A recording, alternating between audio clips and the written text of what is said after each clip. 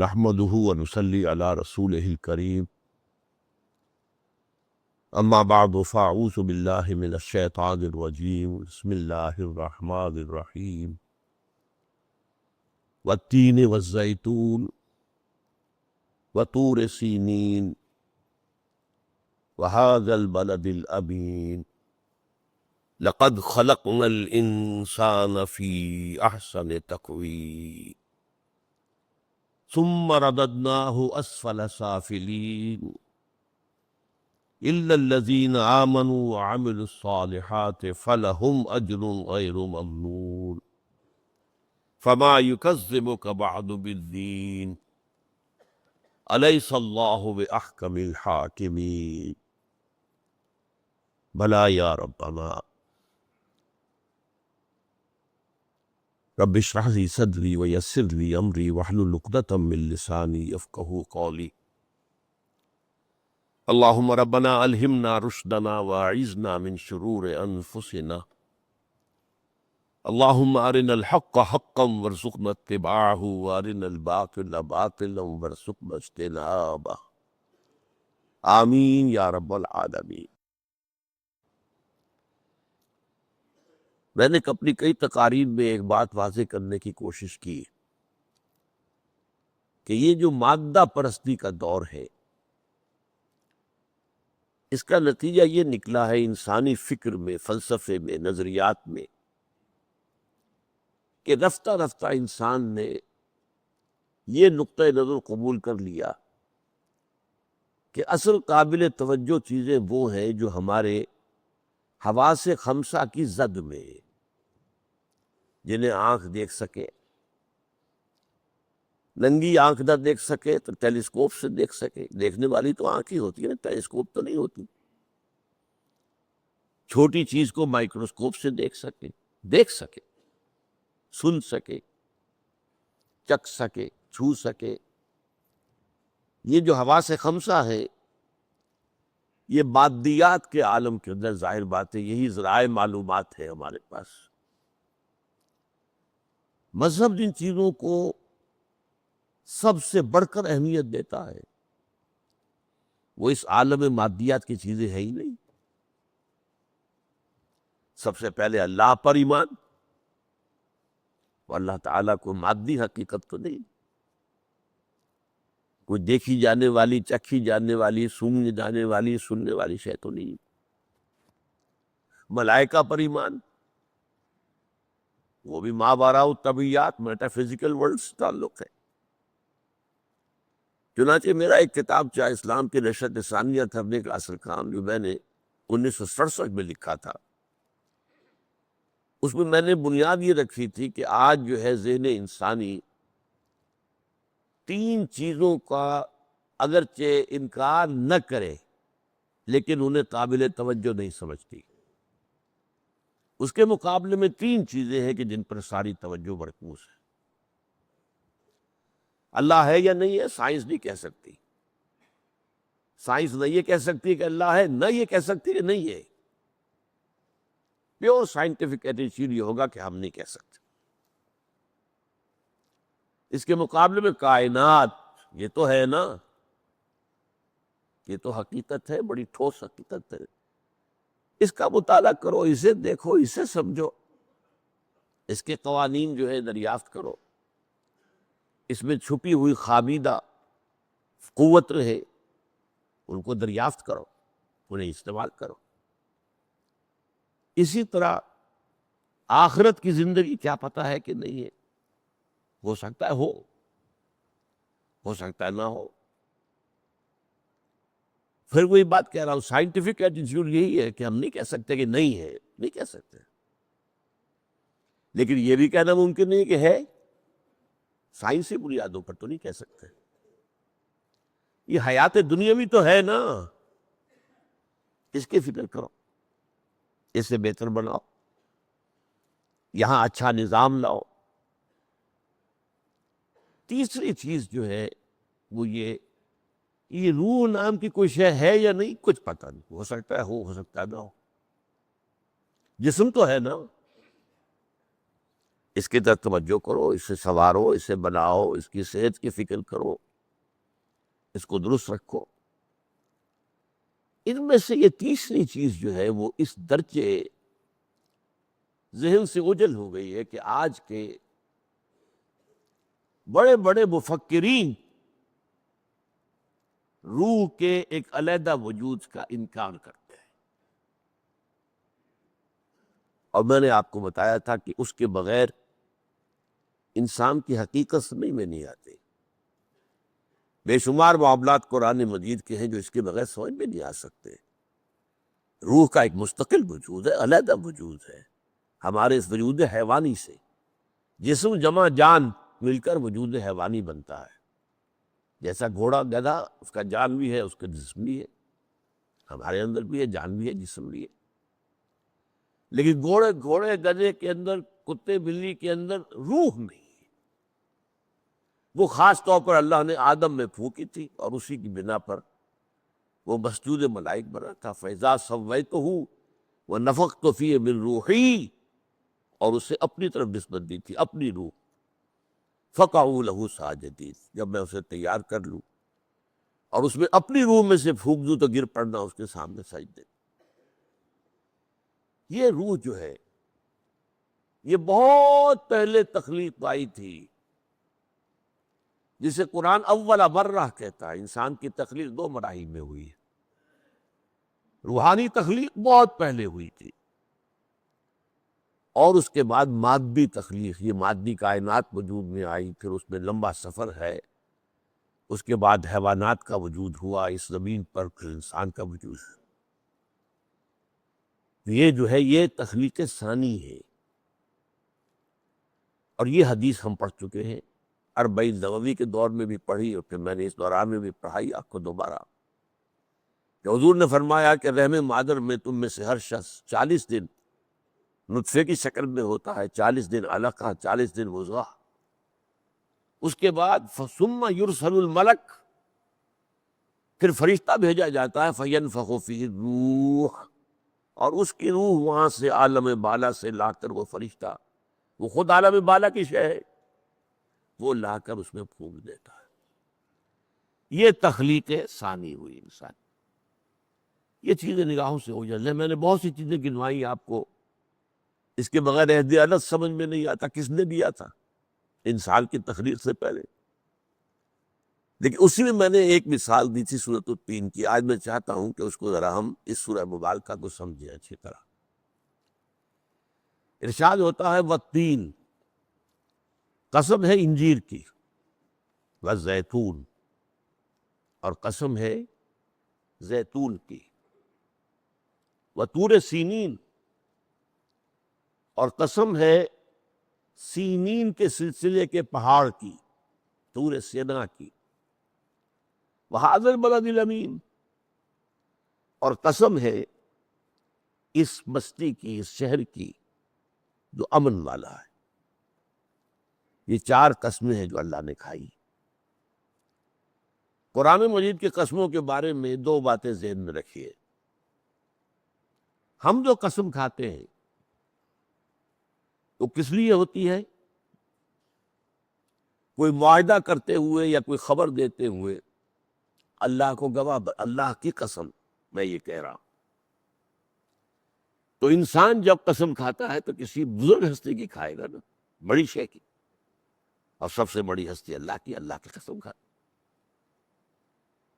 اور اس میں یا تو گواہی پیش نظر ہوتی ہے یا اپنے صداقت کا لیے ایک گواہی، اللہ گواہ ہے، اللہ گواہ ہے بھائی، میں کہہ رہا ہوں تم سے، یہ آپ نے اللہ گواہ ہے نہیں کہا، واللہ کہہ دیا، اللہ کی قسم ہے۔ لیکن قرآن میں اللہ جو قسمیں کھاتا ہے تو اللہ سے بڑی شے تو کوئی نہیں ہے، لہذا اللہ کی قسموں میں کوئی عظمت کا پہلو نہیں ہوتا، کوئی خاص اس کی اپنی ذات کا پہلو جو ہے کہ اس کے اندر عظمت ہے وہ نہیں ہوتی، صرف گواہی ہوتی ہے۔ گواہ ہے انجیل، اور گواہ ہے زیتون، اور گواہ ہے طور سینا، اور گواہ ہے یہ شہر جو امن والا ہے۔ اچھا، یہ جو دوسری بات قسموں کے بارے میں جاننے کی ہے کہ ایک ہے قسم کھانے والا مقسم، ایک ہے جس شے پر قسم کھائی گئی، مقسم علیہ، ایک ہے جس بات سے قسم کھائی گئی، جس چیز کی قسم کھائی گئی، وہ ہے مقسم بہی۔ تو ہمارے ہاں تو چونکہ قسم کھانے میں صرف ایک بزرگی پیش نظر ہے، قرآن کی قسموں میں گواہی ہے، اور گواہی میں کسی عظمت کا پہلو نہیں ہے، البتہ کس شے پر گواہی دی جا رہی ہے اس میں، اور جس شے سے گواہی دی جا رہی ہے اس میں کوئی مناسبت ضروری ہے۔ اب جس شے پہ گواہی دی جا رہی وہ کیا ہے؟ لَقَدْ خَلَقْنَا الْإِنسَانَ فِي أَحْسَنِ تَقْوِيمٍ، یہ وہ حقیقت کبریٰ ہے جس پر 4 قسمیں کھائی گئی۔ قسموں کے بارے میں بعد میں عرض کروں گا۔ یہ جو لقد خلقنا الانسان فی احسن تقویم، ایک ایشورنس دی جا رہی ہے انسان میں کہ ہم نے تمہیں بہترین ساخت پر پیدا کیا، تمہیں اشرف المخلوقات بنایا، بہترین حساب سے بنایا۔ تقویم کے لفظی معنی سیدھا کر دینا۔ قومت الرمح، میں نے نیزے کو سیدھا کر دیا، ٹیڑھا ہو گیا تھا سیدھا کی۔ تو یہ گویا کہ ایک سلسلہ تخلیق کا ایک انتہائی عروج ہے جس کو یہاں پر احسن تقویم کہا جا رہا ہے۔ کیوں کہا جا رہا ہے؟ اگلی سورہ مبارکہ میں اس کا پس منظر ہے کیوں کہا جا رہا ہے۔ سورۃ العلق ہم پڑھیں گے انشاءاللہ اس کے بعد۔ اس میں پہلی ابتدائی 5 آیات تو وہ ہیں کہ جو پہلی وحی ہے جو حضور پر نازل ہوئی ہے غار حرا میں۔ پھر 3 آیتیں بڑی عظیم ہیں، بڑی عظیم۔ کلا ان الانسان لیطغی ان رآہ استغنی ان الی ربک الرجعی۔ کوئی نہیں، انسان سرکش ہو ہی جاتا ہے، بدراہ ہو ہی جاتا ہے، تعدی پر اتر ہی آتا ہے، ظلم کر ہی بیٹھتا ہے۔ کیوں؟ اس لیے کہ پاتا ہے اپنے آپ کو کہ مجھے بدلہ نہیں مل رہا، کوئی سزا نہیں مل رہی، مستغنی پاتا ہے۔ کلا ان الانسان لیطغی ان رآہ استغنی، میں نے جھوٹ بولا، میری زبان پر کوئی آبلہ بھی نہیں پڑا، میں نے یتیم کا مال ہڑپ کیا، میرے پیٹ میں کوئی خرابی نہیں ہوئی، مجھے کوئی کینسر نہیں ہوا۔ تو چونکہ کوئی پکڑ نہیں آتی تو وہ بڑھتا چلا جاتا۔ اچھا، اب یہ اصل میں کیا ہے؟ یہ ایک حساس انسان جب مشاہدہ کرتا ہے کہ انسان کس قدر پستی میں ہے، کیسی چھوٹی چھوٹی باتوں پر جھگڑتا ہے، لڑتا ہے، اور لڑتا جھگڑتا ہے، خون کرتا ہے ایک دوسرے کی، کتنی حقیر سی خواہشات کے پیچھے اپنی جان ہلکان کرتا ہے۔ یہ انسان، یہ پستی کا مکی۔ جواب شکوہ میں علامہ اقبال نے یہ الفاظ استعمال کیے، شوخ و گستاخ ہے یہ پستی کا مکی۔ یہ جو پستی کا رہنے والا آدم ہے یہ تو بہت شوخ ہے، گستاخ ہے۔ یہ کیوں ہو جاتا ہے؟ اب دیکھیے، یہ اصل میں جو غار حرا میں حضور کا غور و فکر تھا اس میں یہ چیزیں شامل تھیں۔ انسان پستی میں ہے، انسان ظلم کرتا ہے، انسان تعدی کرتا ہے، چوری کرتا ہے، جھوٹ بولتا ہے، تہمتیں لگاتا ہے، غیبتیں کرتا ہے۔ یہ انسان، یہ تو پست ہی ہے۔ اور آج اگر آپ سائیکالوجی جو جدید ہے اس کا مطالعہ کریں تو سب میں قدر مشترک یہ ہے کہ انسان کے اصل محرکات عمل بہت گھٹیا ہیں۔ یا تو سیکس ہے، بس فرائڈ کے نزدیک وہی ہے، سیکس ہی سیکس ہے، جنس ہی جنس ہے، شہوت ہی شہوت ہے، یا حب جاہ، ارج ٹو ڈومینیٹ، یہ یہ ساری بھاگ دوڑ جو سیاستدان کر رہے ہوتے ہیں، خیر ایک بڑے پیمانے پر تو نظر آتی ہے، ہر آبادی میں ہے کوئی جو اپنا سکہ جما کے رکھنا چاہتا ہے، ہر ادارے کے اندر ہے کوئی شخص چاہتا ہے کہ ساری اتھارٹی میرے ہاتھ میں ہو۔ یہ ہے انسان کی جو ہے اصل خواہشات، یہ ہے اصل جو اس کی موٹیویٹنگ فورسز ہیں وہ یہ ہے۔ کوئی عظمت انسان کی جدید سائیکالوجی میں تو ہے ہی نہیں۔ اول تو ڈاروین نے انسان کو نرا حیوان قرار دے دیا، جب ہے ہی نرا حیوان کوئی اور عظمت ہے ہی نہیں اس میں۔ جب روح سے آنکھیں بند کی تو انسان تو حیوان ہی رہ گیا نا، پھر جب روح ہے ہی نہیں اس میں۔ تو اتنا ہی فرق ہے گوریلا اور شمپنزی میں اور انسان میں جتنا گدھے اور گھوڑے میں۔ اب اس کا علاج کیا ہے؟ وہ حضور کو بتایا گیا، کلا ان الانسان لیطغی ان رآہ استغنی ان الی ربک الرجعی، لیکن آپ کے رب کی طرف لوٹ کر جانا ہے۔ یہ بات اگر پیش نظر رہے کہ یہاں پکڑ نہیں ہو رہی وہاں ہوگی، جہاں بدلہ نہیں ملا وہاں ملے، یہاں سزا نہیں ملی وہاں ملے گی۔ یہ احساس، یہ یقین، یہ علم اگر انسان میں پیدا ہو جائے تو وہ ظلم نہیں کرے گا، زیادتی نہیں کرے گا، تعدی نہیں کرے گا، کسی کے احساسات کو مجروح نہیں کرے گا، کسی کی عزت نفس کو ٹھیس نہیں پہنچائے گا، کسی کا دل نہیں توڑے گا، اس لیے جو اسے یقین ہے کہ پھر سارا معاملہ جزا و سزا کا ہے۔ یہ ہے جس کے جو بعد میں جو بات آ رہی ہے کہ ہم نے پیدا تو کیا تھا انسان کو بہت اونچے مقام پر۔ اس کا ثبوت کیا ہے؟ یہ 4 قسمیں اس کا ثبوت ہے۔ یہاں اصل میں ان چاروں قسموں سے مقامات مراد ہیں۔ 2 تو واضح ہیں، طور سینین، وہ تو ایک مقام ہے، پہاڑ ہے، پہاڑوں کے سلسلے میں ایک چوٹی ہے، کوہ طور ایک چوٹی ہے اس کے اندر، سینین اس لیے جمع کا لفظ آیا ہے۔ وہ طور سینا بھی کہا گیا ہے سورہ مومنون میں۔ ہم عام طور پر جزیرہ نمائے سینا، دی سینائی پیننسولا، اسی طرح بلد الامین، یہ بھی ایک مقام ہے۔ اور ان 2 ابتدائی قسموں کے اندر بھی مقامات مراد ہے۔ کوہ تین سے مراد ہے کوہ جودی، جہاں حضرت نوح علیہ السلام کی کشتی جا کرتی کی تھی، وہاں پر انجیر کی پیداوار بہت تھی، انجیر کے درخت بہت تھے۔ اور یہ عربوں کا قاعدہ ہے، کسی مقام پر کوئی شے ہے، اس کے حوالے سے اس شے کا نام پڑ جاتا، نخلا۔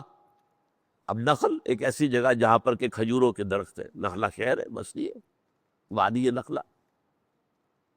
تو اس حوالے سے یہاں حوالہ جو دیا جا رہا ہے زیتون، کوہ زیتون، ماؤنٹ آلف، انجیل میں تو اس کا نام ہی آیا ماؤنٹ آلف، جس پر حضرت مسیح نے، میں سمجھتا ہوں تاریخ انسانی کا عظیم ترین وعظ کہا تھا، سرمن آف دی ماؤنٹ۔ کبھی پڑھے اس سے ضرور۔ بعض لوگوں کو مغالطہ ہو گیا ہے کہ ہمیں شاید یہ ثابت کتابیں پڑھنے سے روکا گیا، نہیں، ایسی بات نہیں۔ یہ بھی اللہ کی کتابیں تھیں، ان کے اندر حق ہے، روشنی ہے، نور ہے۔ اس سے بڑا اور کیا ثبوت ہوگا؟ قرآن کہتا ہے اِنَّا أَنزَلْنَا التَّوْرَاةَ فِيهَا هُدًى وَنُورٌ، ہم نے تورات نازل کی جس میں ہدایت بھی ہے، نور بھی۔ پھر انجیل نازل کی فِيهَا هُدًى وَنُورٌ۔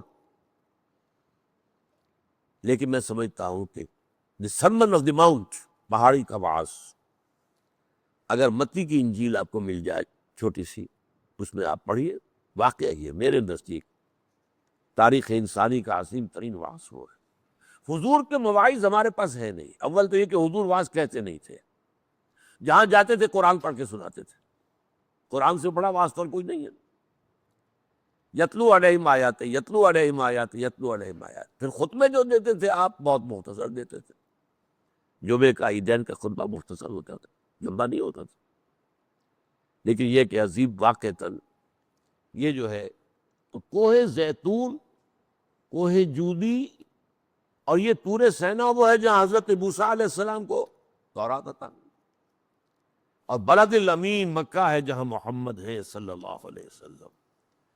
جب یہ اتر رہی ہے صورت تو ہے، میں نے کہا ہے نا، ورنہ یہ کہ اس وقت کے اعتبار سے تو تھے کہیں گے، وہی پیدا ہوئے ہیں، وہی پہلے 40 برس زندگی گزرے ہیں، پھر اس کے بعد 12 برس اور گزرے ہیں۔ بھاز البلد الامین۔ دیکھو اگر تم دیکھ رہے ہو کہ انسان پستی میں ہے تو ہمارے ان 4 بندوں کے بارے میں تمہارا کیا خیال ہے؟ کیا وہ انسان نہیں تھے؟ ان کی عظمتوں کو دیکھو، ان کی اخلاق کی رفتوں کو دیکھو، ان کے کردار کی بلندیوں کو دیکھو، ان کے صبر و استقامت کو دیکھو، ان کے کارنامہ حیات کو دیکھو، تو تمہیں یقین ہو جائے گا کہ نہیں، انسان پستی، وہ پستی میں نہیں پیدا کیا گیا، عظمت ہے اس میں، بلندی ہے، رفعت ہے، اس کے اندر بہت اس کا مقام عالی ہے۔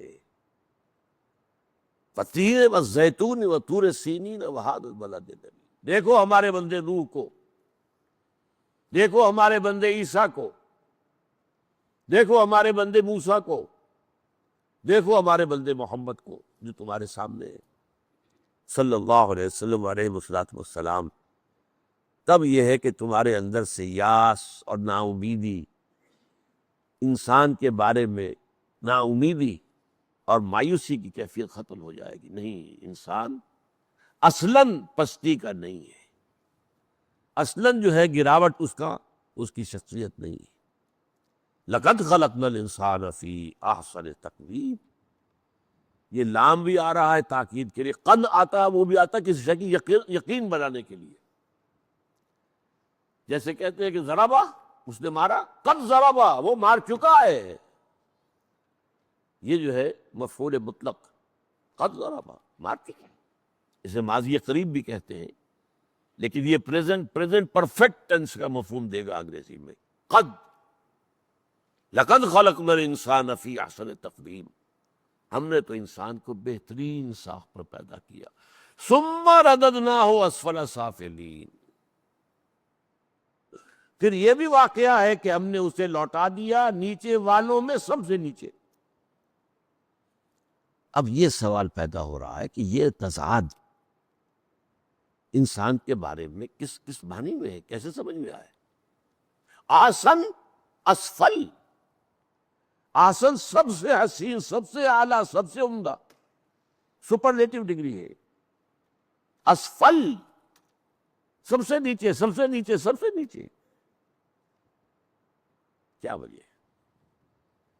دیکھیے اس کی واحد توجہ کیا ہے؟ اولین تخلیق ہماری احسن تھی، ارواح تھی ہماری، وہ تو ملائکہ کے ہم پلہ نہیں، ملائکہ کے مسجود، لیکن پھر ہماری روح کو لا کر جہاں ڈالا گیا ہے، انسان کا وہ جنین جو ہے ماں کے پیٹ میں، انسان اس اعتبار سے، اپنی تخلیق کے اعتبار سے، تخلیق ثانی کے اعتبار سے نیچوں میں سب سے نیچے ہے۔ کیوں؟ جو صاحب شعور اور صاحب ارادہ شخصیت اللہ نے پیدا کی، ان میں سب سے اوپر فرشتے ہیں، پھر جنات، انسان سے تو اعلیٰ وہ بھی ہے، اسی لیے کہا تھا جن نے کہ میں کیسے سجدہ کروں، تو نے اس کو پیدا کیا مٹی سے، مجھے پیدا کیا، خلقتنی من نار وخلقتہ من طین، اسے پیدا کیا ہے مٹی سے، مجھے پیدا کیا آگ سے، میں انا خیر منہ، میں سے بہتر ہوں۔ اس کی نگاہ میں وہ روح موجود نہیں تھی، وہ انسان کے صرف جسد کو دیکھ رہا تھا، اور جسد کے اعتبار سے انسان یقیناً فرشتوں سے بھی بہت نیچے، جنات سے بھی بہت نیچے۔ جنات آپ کو معلوم ہے پوری، میرے خیال میں یہ پورا سولر جو سسٹم ہے وہ پورا جو ہے جنات کی زد میں ہے، سمائے دنیا تک پہنچ جاتے ہیں، پہلے آسمان تک پہنچتے ہیں، اور وہاں سے فرشتوں کی سرگوشیاں سنتے ہیں، اور سن کے ادھر ادھر کچھ خبریں لا کر کاہنوں کو سناتے ہیں، اور دندہ چلتا ہے ان کا کاہنوں کا دنیا میں۔ قرآن مجید میں اس کا پورا تذکرہ موجود ہے۔ تو انسان تو بہت نیچے چلا گیا نا، بہت نیچے گیا انسان اپنی تخلیق کے اعتبار سے. خلقت جو زمین میں اس کی تخلیق ہوئی ہے اس میں اس نیچے میں سب سے نیچا. ویسے بھی آپ دیکھیے انسان کا بچہ کمزور ترین شے ہوتی دنیا میں. بکری کا بچہ ابھی پیدا ہوا اور تھوڑی دیر تو اس کی ٹانگیں لڑکھڑائیں گی اور فوراً کھڑا ہو گیا، چل پڑا. انڈے میں سے چوزا نکلا، بھاگتا دوڑتا فوراً. تمام حیوانات کے معاملہ کیے. ہاں پنوں کے بچے ذرا کمزور ہوتے لیکن وہ بھی چند دن کی بات ہوتی. انسان کا بچہ نہ وہ کھڑا ہو سکے، نہ اسے بھوک کا پتہ، نہ اسے پیاس کا پتہ، رونا جانتا صرف، اور نہ اسے کوئی بات کرنی آئے، نہ وہ کچھ بھی نہیں. کیسے اسے آپ تھوڑا تھوڑا کر کے سکھاتے ہیں، چلنا سکھاتے ہیں. وہ گڈولے ہوتے تھے ان کے لیے، اور آج کل جو ہے بڑی اور اعلیٰ چیزیں بن گئی ہیں جو واکرز جو ہیں جن کے ذریعے بچے کو چلنا سکھاتے ہیں. اور یہ کئی سال تک پھر شعور ابھی ہوتا ہی نہیں. سب سے کمزور بچہ بچوں میں انسان کا بچہ، سب سے لاچار، سب سے بے بس. لیکن اصل مضمون یہاں کیا ہے کہ یہ فرشتوں سے بھی نیچے اور جنات سے بھی نیچے اپنے اس جسد حیوانی کے اعتبار سے، لیکن یہ فرشتوں سے بھی اونچا ہے اپنی روح کے اعتبار سے. یہ دو متضاد چیزیں، دو متضاد وجود ایک وجود میں اللہ نے جمع کیے. آدمی زیادہ طرفہ معجون است، یہ شعر تو میں نے اتنی مرتبہ پڑھا ہے کہ بہت سے لوگوں کو یاد ہو گیا ہوگا، مجھے توقع ہے. شعر سعدی کا شعر ہے، بڑا پیارا شعر ہے. آدمی زیادہ طرفہ معجون است، معجون کہتے ہیں ملی جلی شے، معجون مرکب. از فرشتہ سرشتہ وز حیوان، اس میں دو چیزیں جڑی ہوئی ہیں. سرشتن کہتے ہیں جوڑ دینا، سرشتن. از فرشتہ سرشتہ، فرشتہ بھی ہے اس کے اندر اور حیوان بھی ہے، دونوں چیزیں. فرشتہ کیا ہے؟ روح. فرشتے بھی تو روح ہی ہے. روح الامین، روح القدس. جبرائیل کون ہے؟ روح القدس. لہذا یہ اب اشکال کیسے حل ہو؟ میں نے دیکھا ہے، آج بھی کچھ تفسیروں کو دیکھا، اردو تفاسیر تو کرتے ہیں آئیں بائیں شائیں، کوئی بات بنتی نہیں ہے. اگر آپ نہیں مانیں گے کہ روح ایک علیحدہ وجود کی حامل شے ہے اور بہت اعلیٰ اور برتر ہے، وہ عالم بالا سے آئی ہے، انا للہ و انا الیہ راجعون. یہ روح کی بات ہے، اس جسد کی بات نہیں ہے. یہ جسد تو زمین سے آیا ہے اور زمین میں چلا جائے گا. یوں سمجھیے کہ یہ ایک آرک ہے بڑی، اور ایک چھوٹی سی آرک نیچے ہے. یہ زمین چھوٹی سی، اس کے اندر بنا نا ہمارا معاملہ جو بھی بنا ہے، انسان بنا ہے، پھر ہمارے رحم مادر میں بچہ بن رہا ہے، بہت چھوٹی سی چیز اور بہت گھٹیا، بہت نیچے، بہت نیچے، بہت نیچے. لیکن وہ روح کہاں سے آئی ہے؟ انا للہ و انا الیہ راجعون. وہ تو لوٹ جائے گی، اپنے رب کی طرف جائے گی. پھر اسے ایک نیا جسد دیا جائے گا. یہ جسد نہیں ہوگا، یہ جان لیجئے. الا نبدل امثالہم، اب بدل دیں گے انہیں ان جیسے جسم ہوں گے. یہ نہیں ہوں گے، یہ جسم نہیں ہوگا. یہ جسم تو دنیا میں بھی ایک نہیں ہوتا. 1 سال پہلے جو آپ کا جسم تھا وہ آج نہیں ہے. کھال کے اوپر سے پتہ نہیں کتنی تہیں جو ہے سیلز کی اتر چکی ہیں. جو خون پہلے تھا آپ کا، اس کا تو ایک ذرہ بھی آپ کے جسم میں اب نہیں ہے. اب تو نئے ذرات جو بنے وہ ہیں، باقی تو مر گئے، سب ختم ہوئے. انسانی جسم تو ہمہ وقت موت میں سے گزر رہا ہے، اور ایک نئی جو ہے اس کو جو ہے چیزیں مل رہی. اسی لیے کہا تھا کہ حضور نے ذرا ایک لطیفے کے انداز میں ایک بوڑھی عورت آئی اور اس نے کہا حضور دعا فرمائے اللہ مجھے جنت میں داخل کرے.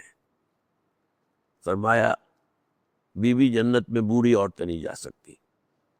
اب وہ بیچاری رونے لگی، اس نے جو ہے فریاد کی. فرمایا نہیں، دیکھو جوان کر کے داخل کی جاؤ گی، وہ تو جسم ہی اور ملے گا، نیا جسم ملے گا، اس کے قواعد اور ہوں گی. وہ کھاٹ جھلسے گی پھر فوراً آ جائے گی، پھر جھلسے گی پھر فوراً آ جائے گی. وہاں کے قواعد اور اس جسم کو آگ نہیں جلائے گی، اس جسم کو تو آگ جلا دیتی ہے، وہ تو مسلسل رہے گا تاکہ مسلسل وہ خلش اور چبھن اور جلن محسوس کرتا رہے۔ یہ ہے مفہوم اس کا، لقد خلقنا الانسان فی احسن تقویم ثم رددناہ اسفل سافلین۔ نبی اکرم صلی اللہ علیہ وسلم کو شب معراج میں جو مشاہدے کرائے گئے جنت کے بھی اور دوزخ کے بھی، تو دوزخ میں جو عذاب دیے جا رہے تھے ان میں سے ایک شخص کا عذاب یہ تھا کہ ایک اونچی پہاڑی کے اوپر وہ چڑھتا تھا بڑی مشکل سے، ہانپتا ہوا، برا حال اس کا، اوپر آتا پھر اس کو پھینک دیا جاتا تھا نیچے، پھر چڑھو۔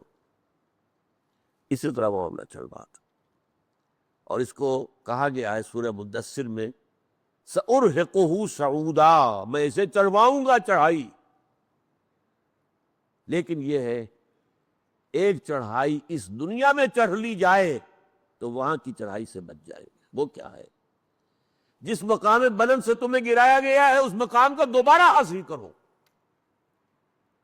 الا الذین آمنوا وعملوا الصالحات، سوائے ان کے جو اس پستی میں تو گرے ہیں لیکن یہاں سے پڑے نہیں رہے، یہاں انہوں نے نیک ایمان اور نیک اعمال کے ذریعے سے اپنے آپ کو بلند کیا۔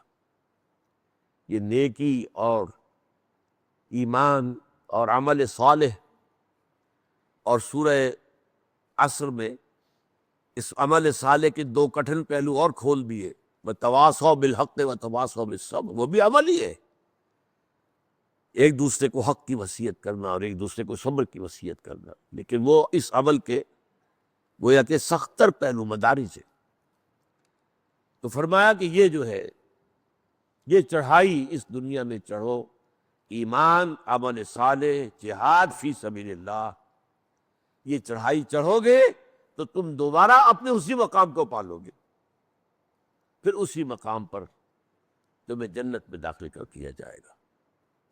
لیکن نہیں تو پڑے رہو گی تو پڑے رہو، پستی کے مکی، جس کو کہا ہے اقبال نے، میں تو حیران ہوتا ہوں کہ ان کی ایک نظم میں ایک مصرع ہے، روح سے تا زندگی میں بھی تہی جن کا جسد۔ اب دیکھیے اقبال کو میں مستثنیٰ سمجھتا ہوں جدید مفکرین میں سے، وہ روح اور حیوانی وجود کو علیحدہ علیحدہ سمجھتا تھا، لیکن بدقسمتی سے اس نے روح کی بجائے خودی کا لفظ استعمال کر دیا۔ وہ ایک چیستہ بن گیا۔ خودی کا فلسفہ کیا ہے؟ یہ خودداری ہے، خود اعتمادی ہے، خود پرستی ہے۔ چنانچہ ہمارے ایک بزرگ تھے، فوت ہو گئے ہیں، ان کے کمرے میں ایک کتبہ جو لگا ہوا تھا تو اس میں بڑا عجیب شعر تھا، وہ خدا خدا بھی کرے اور خودی کا دم بھی بھرے، خدا خدا بھی کرے اور خودی کا دم بھی بھرے، بڑا فریبی ہے، جھوٹا ہے وہ خدائی کا۔ مطلب ہے کہ خودی تو ختم ہو جانی چاہیے خدا کے سامنے، نہیں، اقبال خودی سے مراد لیتا ہے روح۔ اب دیکھ اس کو واضح ترین جو کہا ہے، کہاں کہا ہے، روح سے تھا زندگی میں بھی تہی جن کا جسد، زندہ ہے تو جان تو ہے اس میں، روح نہیں۔ روح سے تھا زندگی میں بھی تہی جن کا جسد، پڑھے رہو حیوان نے، اسے انہی کو کہا گیا ہے نا کہ لہم قلوب لا یفقہون بہا وَلَهُمْ أَعْیُنٌ لَا یبصرون بہا وَلَهُمْ آذان لَا یسمعون بہا أُولَٰئِکَ کالأنعام بل هم أضل، وہ حیوانوں کی طرح ہے بلکہ گئے گزرے۔ حیوان تو پیدا ہی اس سطح پر کیا گیا تھا، اسے تو پیدا کیا گیا تھا وہاں آسمانوں پر، وراء الورا وراء الورا، وہاں سے وہ لا کر یہاں داخل کی گئی تھی۔ البتہ اب یقیناً وہ پستی میں ہے، اٹھنا پڑے گا، اب یہی امتحان۔ تو فرمایا لقد خلقنا الانسان فی کبد فی احسن تقویم ثم رددناہ اسفل سافلین الا الذین آمنوا وعملوا الصالحات۔ مستثنیٰ کون ہوں گے؟ جو ایمان لائے اور جنہوں نے نیک عمل کیے۔ فلہم اجر غیر ممنون، اللہم ربنا اجعلنا منہم، سوائے ان کے جو ایمان لائے اور انہوں نے نیک عمل کیے تو ان کے لیے ہے اجر جو کبھی ختم نہیں ہوگا۔ ابد الآباد تک کے لیے، لیکن اس کے بعد آخری بات کیا آ رہی ہے؟ اصل مضمون تو ختم ہوا، اس لیے کہ اپنے مشاہدے میں انسان دیکھتا ہے کہ انسان بہت پستی کا مکین ہے، بڑے گھٹیا اس کے محرکات عمل ہے، بڑا چہک چہک کر واز کہہ رہا ہے، اور دل میں کیا ہے؟ لوگ میرے گرویدہ ہو جائیں، لوگ میرے ہاتھ چومنے لگے، لوگ مجھے نذرانے پیش کریں، ہار پہنائے، دل میں یہ ہے، واز بڑا اونچا کہہ رہا ہے۔ اسی طریقے سے کہنے کو کوئی شخص بنا پھرتا ہے خادم خلق ہے اپنے اقتدار کے لیے، ساری بھاگ دوڑ، الیکشن آنے والے ہیں، اب وہ نواب صاحب بھی نکلیں گے گھروں سے اور جائیں گے غریبوں کے محلوں میں، اور لتھڑے ہوئے اور جو گندے کپڑے پہن بچے ہوں گے انہیں گود میں لیں گے دکھانے کے لیے کہ ہم تو بڑے عوام کے اندر سے ہیں، عوام دوست ہیں، ہماری ساری جو ہے دلچسپی عوام سے۔ اندر کیا ہے؟ وہی جو میں نے کہا تھا، ایڈلر کا فلسفہ ہے یہ، حب تفوق، فوقیت، فوق ہو جانا، یہی ہے در حقیقت۔ پھر حب شہوت، یہی تو چیزیں ہیں، حب مال، تین چیزیں تو ہیں، اور کیا ہے؟ بڑا دینی ادارہ بنا رکھا ہے، اصل میں جائیداد بنائی ہوئی ہے، اصل میں اپنی چھوٹی سی حکومت بنائی ہوئی ہے، اس لیے امداد اور یہاں پر سے جو ہے مال آ رہا ہے دبا دب۔ تو انسان جب دیکھتا ہے تو انسان بہت گھٹیا شے ہے، بہت گھٹیا۔ نہیں نہیں نہیں، گھٹیا نہیں، یہ ہے اس صورت کا مرکزی عمود۔ لقد خلقنا الانسان فی کبد، ہاں تمہارا مشاہدہ بھی ٹھیک ہے۔ اس کے بعد جب اس کو ہم نے گرایا تو نیچوں میں سب سے نیچے، اس میں جو کینہ ہوتا ہے وہ اونٹ میں نہیں ہوتا، اس میں جو درندگی ہوتی ہے وہ بھیڑیے میں نہیں ہوتی، اس کے اندر جب حسد پیدا ہوتا ہے، آپ کو معلوم ہے جب انسان کے اوپر قوم پرستی اور دوسروں کے دشمنی کا جب طوفان آتا ہے، دیوانگی ہوتی ہے، کیسے انسان ایک دودھ پیتے بچے کو اچھال کر اور برسی کے اندر پرو لیتے ہیں، یہ ہوا ہے کسی کو؟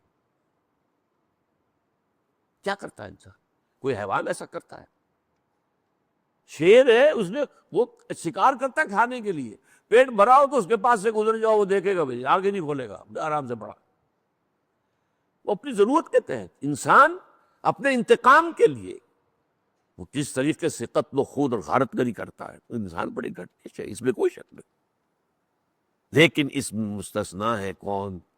الا الذین آمنوا وعملوا الصالحات فلہم اجر غیر ممنون، اللہم ربنا اجعلنا منہم، اللہم ربنا اجعلنا منہم، اللہم ربنا اجعلنا منہم۔ اب بات آ گئی وہ جو میں نے پہلے شروع میں بیان کی تھی، اصل کانٹے کی بات کیا ہے؟ فما یکذبک بعد بالدین الیس اللہ بحکم الحاکمین، تو کیا شے تمہیں آمادہ کرتی ہے اس پر کہ تم جزا و سزا کا انکار کرتے ہو، آخرت کا انکار کرتے ہو؟ کس چیز پر، کس بنیاد پر؟ جب تمہیں نظر آ رہا ہے کہ کچھ اونچے بھی ہیں تو کچھ گھٹیا بھی ہے، اکثریت گھٹیوں کی ہے، لیکن کچھ نہ کچھ لوگ تو اونچے ہوتے ہیں۔ آخر معین الدین اجمیری بھی تو ایک انسان ہی تھا نا، شیخ علی اجمیری بھی تو ایک انسان ہی تھا، انبیاء بھی تو انسان تھے نا، والتین والزیتون وطور سینین وہذا البلد الامین۔ یہ ثبوت ہے اس کا کہ انسان بہت اونچی شے ہے اپنی اصل کے اعتبار سے، اپنی خلقت تخلیق اولیٰ کے اعتبار سے۔ تو پھر تمہیں کیا چیز ابھارتی ہے، کیا چیز آمادہ کرتی ہے کہ تم جزا و سزا کا انکار کرتے ہو؟ الیس اللہ بحکم الحاکمین، کیا اللہ تمام حاکموں سے بڑا حاکم نہیں ہے؟ تو کس کوئی حاکم تم نے دیکھا ہے جو اپنے وفاداروں اور مجرموں کے درمیان فرق نہ کرتا ہو؟ افنجعل المسلمین کالمجرمین ما لکم کیف تحکمون، تو کیا ہم اپنے فرما برداروں کو اور مجرموں کو برابر کر دیں گے؟ اگر آخرت نہیں تو برابر ہو گئے، بلکہ نفع میں وہ رہے جنہوں نے یاد ڈاکے ڈالے، جنہوں نے یہاں لوگوں پر وہ نفع میں رہے، عیش کر گئے، دنیا میں انہیں جو کچھ ملا ہے وہ تو فائدے دے رہے ہیں، تو خسارے میں تو ہو رہے ہیں کہ جنہوں نے یہاں سچ کے لیے مصیبت جھیلی ہے، دیانتداری کی وجہ سے، ایمانداری کی وجہ سے روکھی سوکھی پر گزارا کیا ہے، وہ تو گھاٹے میں رہے تھے۔ اسی لیے قرآن مجید میں کہا گیا ہے ہم لازماً پیدا کریں گے تمہیں دوبارہ۔ اس میں یقیناً جہاں وہ بدماشوں کے لیے وعید ہے، وہاں نیکوکاروں کے لیے خوشخبری ہے۔ تم نے یہاں پر سختیاں جھیلی ہیں نا ہمارے دین کے لیے، تم نے قربانیاں دی ہمارے دین کے لیے، تم حق و صداقت میں قائم رہے، چاہے بھوک آ گئی، چاہے فاقہ آ گیا، تو گھبراؤ نہیں، تمہارا اجر محفوظ ہے۔ اللہ تعالیٰ کے ہاں تمہارا بدلہ بھرپور، مکمل بدلہ جو ہے پورا بدلہ تمہیں ملے گا۔ تو فما یکذبک بعد بالدین الیس اللہ باحکم الحاکمین۔ کوئی نظام، کوئی حکومت چل سکتی ہے؟ جو ہمارا عاشر ہے وہی ہوگا نا، کیوس، ظلم، دیوالیہ ہو گئے، کیوں؟ جب ویسے بیٹھتے ہیں اعداد و شمار تو دنیا کے بہترین ملکوں میں سے ایک ملک ہے پاکستان۔ اس کے پاس زرعی رقبہ کتنا بڑا ہے، ٹھنڈے پانی کے لیے کتنی سورسز تھے، اب تو بھارت سکرو کر رہا ہے اس کو، کم کرتا جا رہا ہے، لیکن یہ کہ تھے تو صحیح نا۔ یہ سارا کوئی بھارت کو کرنے کی توفیق کیوں ہوئی ہے؟ جب ہم گرتے چلے گئے تو ظاہر بات ہے دشمن چڑھتا جاتا ہے۔ ہماری حالت پستی ہماری ہے جس کی بنا پر وہ چڑھ رہا ہے، چڑھائی کر رہا ہے، ورنہ کیسے جرأت ہوتی ہے اس کو؟ بہرحال یہ سورہ مبارکہ جو ہے اس پہلو سے اس کا مرکزی نقطہ یہی ہے کہ انسان دو، میرے اندر آپ کے اندر دو انسان ہیں۔ ایک انسان ہے حیوان انسان اور ایک انسان ہے روحانی انسان۔ یہ دونوں جڑے ہوئے، کیسے جڑے ہوئے ہیں یہ ہم نہیں جانتے، اس کی میں نے پہلے بھی آپ کو مثال دی ہے۔ میرے جسم میں جان ہے یہ تو سب مانتے ہیں نا، جان کہاں ہے، کیسے جڑی ہوئی ہے جسم کے ساتھ، پتہ ہے کوئی؟ ڈاکٹری کہاں سے کہاں پہنچ گئی، سرجری کہاں سے کہاں پہنچ گئی، یہ موٹی کتابیں فزیولوجی اناٹومی کی، جان کہاں ہے کسی کو پتہ نہیں۔ جان تو بہت دور کی بات ہے، نیند کیسے آتی ہے کسی کو پتہ نہیں۔ وہ سوئچ کہاں ہے؟ دماغ میں کہیں ہوگا نا سوئچ کوئی، اس کو آن کریں تو جاگ جائیں اور اس کو آف کریں تو آدمی سو جائے، کہاں ہے پتہ ہی نہیں۔ تو اصل حقائق کا تو ہمیں علم ہی نہیں ہے، اسی وجہ سے روح کو بھی نہیں جانتے، اور جب روح کو نہیں پہچانتے تو گویا کہ ہم مان لیتے کہ ہم نرے حیوان ہیں، پھر حیوانی سرشت، حیوانی جبلتیں، حیوانی محرکات عمل یہی رہ جائیں گے۔ اللہ تعالی ہمیں حقائق کو سمجھنے کی توفیق عطا فرمائے۔ اقول قولی ھذا واستغفر اللہ لی ولکم ولسائر المسلمین والمسلمات۔